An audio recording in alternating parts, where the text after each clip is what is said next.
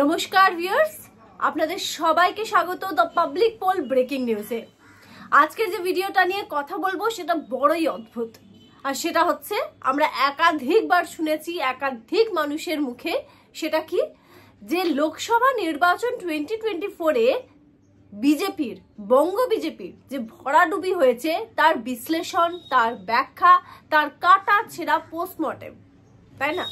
রীতিমতো ময়না তদন্ত করা হয়েছে। পলিটিক্যাল আপনি মহলে বলুন কিংবা সাধারণ মানুষ, বাসে, ট্রেনে, সমস্ত জায়গায় এই নিয়ে কিন্তু রীতিমতো চুল ছেঁড়া বিশ্লেষণ প্রত্যেকেই করেছি। ঘরের ডাইনিং টেবিল থেকে শুরু করে ট্রামে, বাসে, অফিসে, এমনকি রাজনৈতিক মহলে তো বটে। কিন্তু এবার যারা এই বিশ্লেষণটা করলো আর সেখানে বিজেপির যে যে পয়েন্টগুলো তুলে ধরলো সেটা বড়ই কিন্তু নজর কাড়ার মতো। তার কারণ এবারে যে বিশ্লেষণটা করেছে বঙ্গ বিজেপির ভরাডুবি নিয়ে, তারা হচ্ছে আরএসএস এর পত্রিকা স্বস্তিকায় এবার 9টা পয়েন্ট উল্লেখ করা হয়েছে, আর সেখানে রীতিমতো চুল ছেঁড়া বিশ্লেষণ করা হয়েছে যে ঠিক কোন কোন কারণের জন্য বঙ্গ বিজেপির এই ভরাডুবি। সব থেকে মজার ব্যাপার শুনবেন, সব থেকে মজার ব্যাপার হলো এই 9টা পয়েন্টের মধ্যে 8 নম্বর পয়েন্টে রয়েছে আরো একটা চমকের ব্যাপার। সেটা হচ্ছে শুভেন্দু অধিকারীর নাম রয়েছে ওখানে এবং রীতিমতো তাকে কটাক্ষ করা হয়েছে আরএসএস এর পত্রিকায়। চলুন আজকে পুরো ভিডিওটা দেখুন, আর 9টা পয়েন্টই আমি আপনাদেরকে সংক্ষেপে বলে দিচ্ছি যে ঠিক কি কি বলা হয়েছে এই পত্রিকায়। প্রথম পয়েন্ট যেটা বলা হয়েছে যে পুরনো দক্ষ পার্টি কর্মীদের সম্পূর্ণ অবহেলা করেছে বিজেপি। বঙ্গ বিজেপি যে পুরনো এতদিনের কর্মী সংগঠক যারা ছিল তাদেরকে রীতিমতো অবহেলা করা হয়েছে, যেটা আমরা একাধিক ভিডিওতে বলেছি, যেটা সমস্ত জায়গায় চর্চার বিষয়। এবং যেখানে এক্ষেত্রে যে নামটা উঠে আসে সেটা হচ্ছে one and only Dilip Ghosh. তাকে রীতিমতো ইগনোর করা হচ্ছে, সে কেন্দ্র বলুন সে রাজ্য বলুন, বিজেপি বোথ দুজনেই, দুই পক্ষ থেকেই কিন্তু ইগনোর করা হয়েছে দিলীপ ঘোষকে। অন্যদিকে সেকেন্ড পয়েন্টে আসছি, লক্ষ্মী ভান্ডারের প্রভাব কি হতে পারে এবং তা কিভাবে ব্যর্থ করা যায় তার কোনো কৌশলের কথা ভাবাই হয়নি।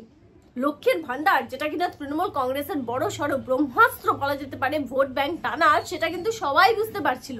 তাহলে সেটা বঙ্গ বিজেপি বুঝতে পারলো না, তারা কেন্দ্রকে জানালো না যে এই লক্ষ্মীর ভান্ডারকে ব্যর্থ করতে হলে আমাদেরকে এমন কিছু পদক্ষেপ নিতে হবে। উপরন্তু দেখা গিয়েছে যেটা অভিষেক বন্দ্যোপাধ্যায় করেছিলেন, যে বিজেপির একজন নেত্রী একটি সভা করতে গিয়ে বলেছিলেন যে লক্ষ্মীর ভান্ডার বন্ধ করে দেবো, মানে নিজের পায়ে নিজে কুড়ুল মারা যেটাকে বলে। এবং সেটাকে হাতিয়ার করে কিন্তু দেখা গিয়েছে যে তৃণমূল কংগ্রেসের যুবরাজ অভিষেক বন্দ্যোপাধ্যায় নিজের প্রচারে গিয়ে কিন্তু সেই অডিও শুনিয়ে শুনিয়ে বিভিন্ন জায়গায় প্রচার করেছিলেন। যাই হোক, এটা তো একটা বড় সড়ো ভুল। এবার আসছি তৃতীয় নম্বর পয়েন্টে। তৃতীয় নম্বর পয়েন্টে কি বলা হয়েছে এখানে? তৃতীয় নম্বর পয়েন্টে বলা হচ্ছে রাজ্যে 42টি লোকসভা, 43,000 ব্লককে বছরে একবার অন্তত দুর্গাপুজোর জন্য 60 থেকে 70 হাজার টাকা করে অনুদান দেওয়া হয়। এই ক্লাবগুলি নির্বাচনে কিভাবে প্রভাব ফেলতে পারে তা ভাবা হয়নি। এই যে দুর্গাপুজোয় চাঁদা মমতা বন্দ্যোপাধ্যায়ের কালচারে শুরু হয়েছে, এইটায় ভোট ব্যাংকে কতটা প্রভাব ফেলতে পারে সেটা বিজেপি একবারও ভাবলো না। বঙ্গ বিজেপির তো ছেড়েই দিন, কেন্দ্রও ভাবলো না, নাকি বঙ্গ বিজেপির তরফ থেকে সেই রিপোর্টে দেওয়া হয়নি যে এমন এমন পদক্ষেপ তৃণমূল কংগ্রেস করছে ভোট ব্যাংক ভরাতে। স্ট্র্যাটেজির অভাব বড্ড দেখা গিয়েছিল, সে কথাটাই কিন্তু 3 নম্বর পয়েন্টে বলা হচ্ছে। 4 নম্বর পয়েন্টে কি বলা হচ্ছে? পশ্চিমবঙ্গের অর্থনৈতিক পরিস্থিতির বিষয়ে সামান্য আলোকপাত করা হয়নি। পশ্চিমবঙ্গের খুব গুরুত্বপূর্ণ ব্যাপার, যেখানে তোমরা কেন্দ্রে শাসনে রয়েছো, যেখানে তোমরা মোদি ম্যাজিকের কথা বলছো, যেখানে তোমরা গুজরাট মডেলের কথা বলছো, সেখানে বঙ্গ বিজেপি কি কিছু ভাবেনি যে কেন্দ্রকে বলে বাংলার মানুষের জন্য কিছু করা যাক সামনে লোকসভা নির্বাচন? এবং যেখানে টার্গেট দেওয়া হচ্ছে কি আপকি বার 30 পার হয়ে যাবে বাংলায়, তোমরা কি করেছো যে বাংলার মানুষ এই অ্যাট্রাকশনে তোমাদেরকে ভোট দেবে? অর্থনৈতিক দিক থেকে কি কিছু করা হয়েছে, ভাবা হয়েছে? বাংলার মানুষের থেকে চেয়ে গেছো, দিয়েছোটা কি? এই কথাটাই ঘুরিয়ে ফিরিয়ে লেখা আছে। তারপরের পয়েন্টে আসছি। 5 নম্বর হচ্ছে, যে ইস্যুগুলি তুলে নির্বাচনে লড়াই করা হচ্ছিল সেগুলি অবশ্যই গুরুত্বপূর্ণ ছিল, কিন্তু বুথ ভিত্তিক কর্মী সংস্থান ও তাদের জন্য নির্বাচনী ক্লাস নেওয়ার অন্তত জরুরি ছিল। তাহলে মানুষের মনে তারা ছোট ছোট সভা করে প্রভাব ফেলতে পারতেন। অন্তত এটা বোঝানো যেত যে অনুদান উন্নয়ন নয়, এর জন্য রাজ্য সরকার 6 লক্ষ কোটি টাকার ঋণ করেছে। প্রত্যেক রাজ্যবাসীর মাথায় কত হাজার করে ঋণের বোঝা পড়েছে। মানে ওটাই যে বড় বড় সভা করতে দেখা গেছে, নরেন্দ্র মোদী এসেছেন, অমিত শাহ এসেছেন, সভা করেছেন বড় বড়, কিন্তু ঘরে ঘরে পৌঁছানো যে কেন আপনারা ভোট দেবেন না তৃণমূল কংগ্রেসকে, ভোট দেবেন বিজেপিকে, কেন এই কারণটাই তো মানুষকে বোঝানো হয়নি, গ্রামের মানুষদেরকে বোঝানোই হয়নি যে কেন এটা হবে।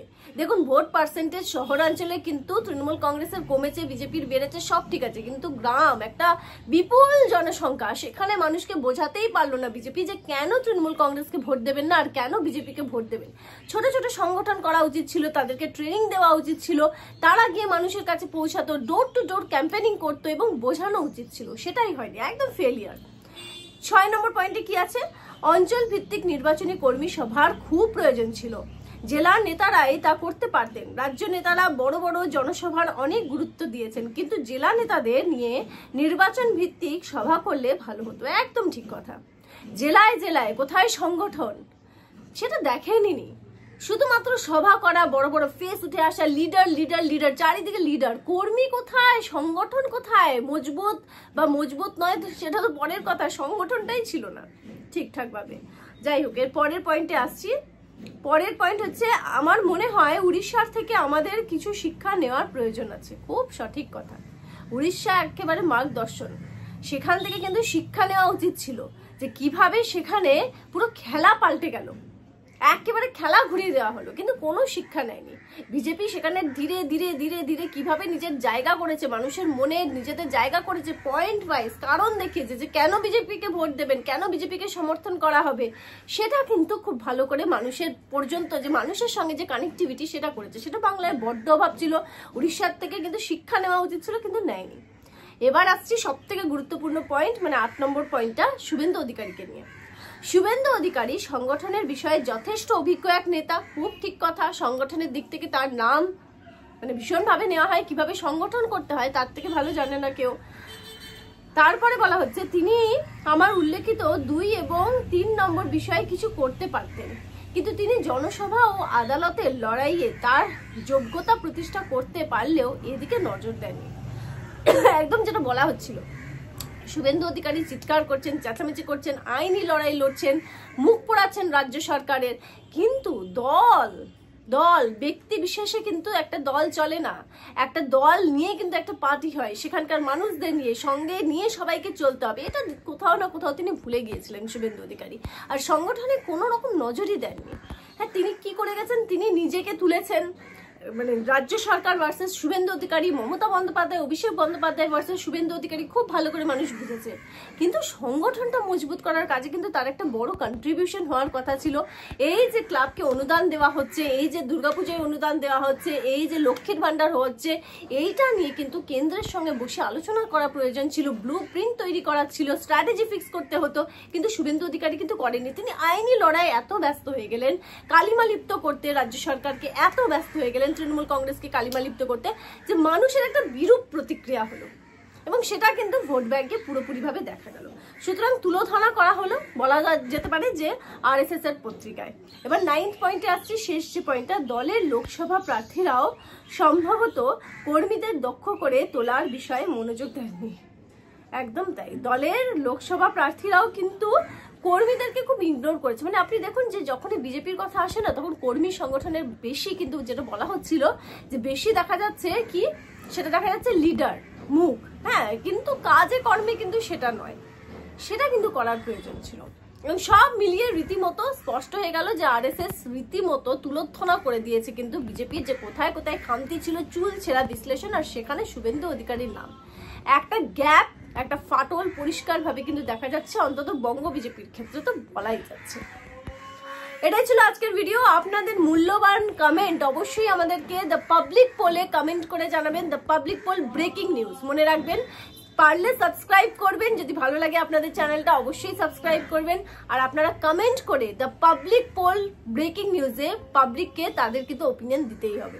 অবশ্যই আপনাদের মতামত জানান আর দেখতে থাকবেন the public pole breaking news. ভালো থাকবেন।